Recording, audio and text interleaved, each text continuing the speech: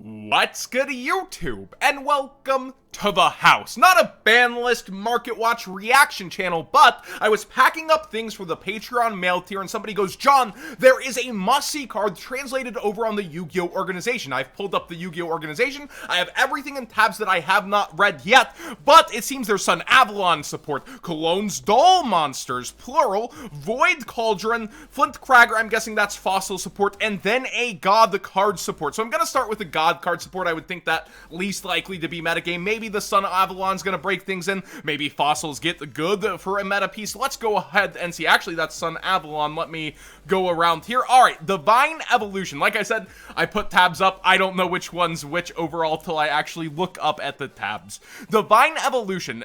Even the strongest god can evolve even further. So this is a normal spell. This card's activation and effect cannot be negated is a pretty strong wording for a card.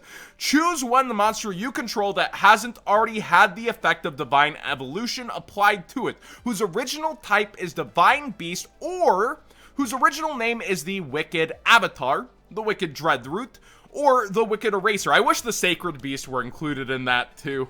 That's unfortunate.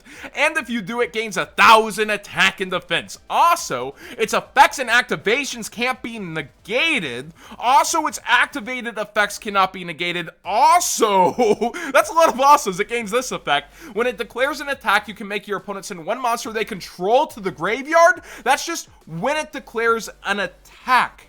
Wait, is there a once per turn clause on that? When it declares an attack, you can make your opponent send one monster. Whoa, wait. This card's activation can't be negated.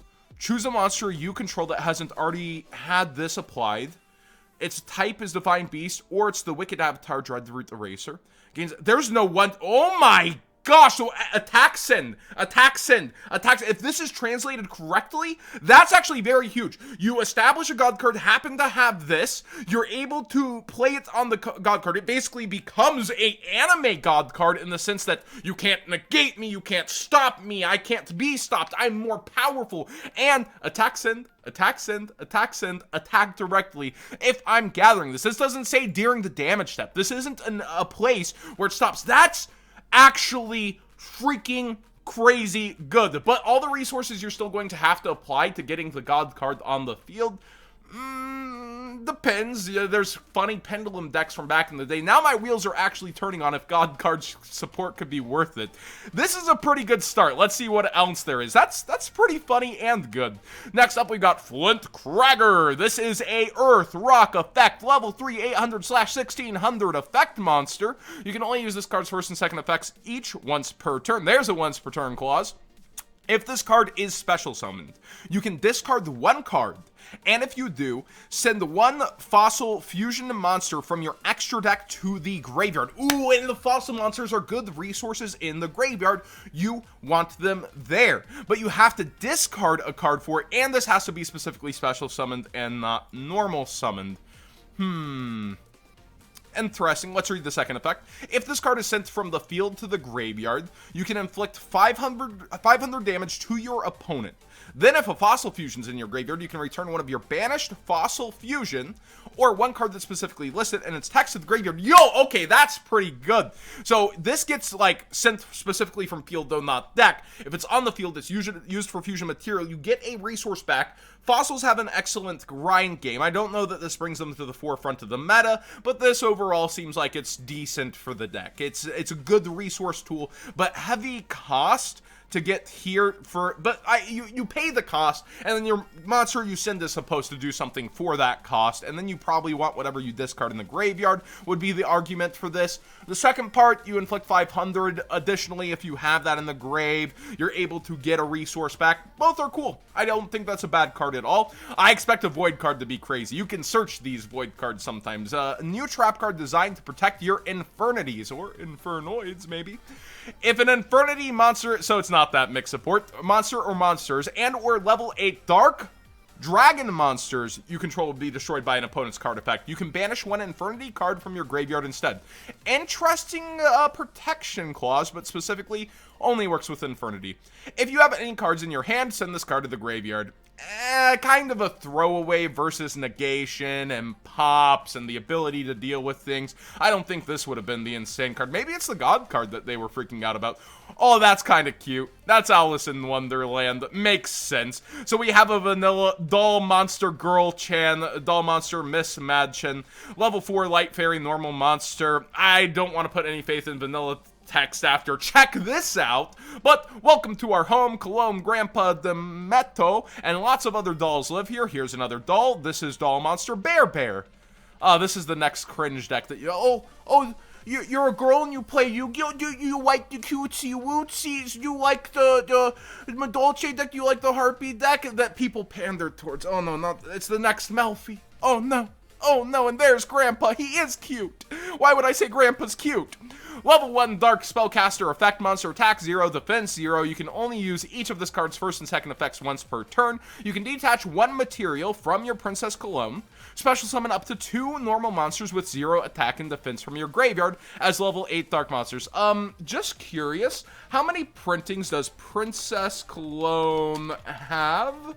Because I feel like it's only 1 printing. Indeed, it's only 1 from Number Hunters, and it's very cheap right now, so, might want to get that sooner than later using that TCG player link in the description down below, costing you nothing extra to support the channel directly for the cards you'd already be buying, because whether this is good or bad, you know people are going to freak out. So, level 1 Dark Spellcaster Effect Monster, that's quite some stats. Maybe he's supposed to be the Pinocchio guy, I'm not really sure the name there on the story. You can only use, isn't that Geppetto? You can only use each of this card's name's first and second effects once per turn. You can detach 1 material from Princess Cologne, special summon up to 2 normal monsters with 0 attack or defense from your graveyards as level 8 Dark Monsters, Evil Grandpa. If your Xyz monster activates an effect by detaching a material or materials that was originally a normal monster, you can target that Xyz monster and 1 monster your opponent controls, destroy the opponent's monster, and if you do, inflict damage to your opponent equal to that Xyz monster rank times 300. So this is like a dependent on Princess Cologne deck that does crazy things. What? Goes into rank 8, and then if your Xyz, he's still on the field at that point in time because your new cards were the Xyz, he's still around. You detach the oh my gosh, that's kind of funny. That's kind of funny. Doll Happiness, continuous spell card. You can only activate 1 card with this card's name per turn. The other card that comes to mind is Box of Friends around these cards. Box of Friends, I believe, would be going with this deck, which does have a reprint, but only 1 secret rare form. And yeah, all the cards that are coming out are on this card. Okay, so it also is currently somewhat cheap and might be something you might want to be grabbing as well, looking at this upcoming support. It could get reprints, but highest rarity secret rares could be fun to have. You can only activate 1 card with this card's name per turn. When this card resolves, you can add 1 Grandpa or Box of Friends from your deck to your hand. Monsters your opponent controls cannot target monsters you control with 0 attack or defense for attacks while you control Princess Cologne. Once per turn, you can destroy a monster you control or in your hand, and if you do, send a Doll Monster card from your deck to the graveyard. Also, you cannot special summon monsters from the extra deck for the rest of this turn except Xyz monsters.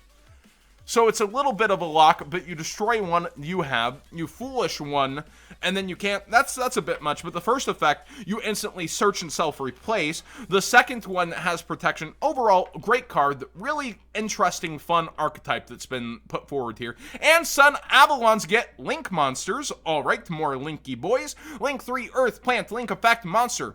Links left, top, and right. So we should expect these in Ghosts from the Past, I would think.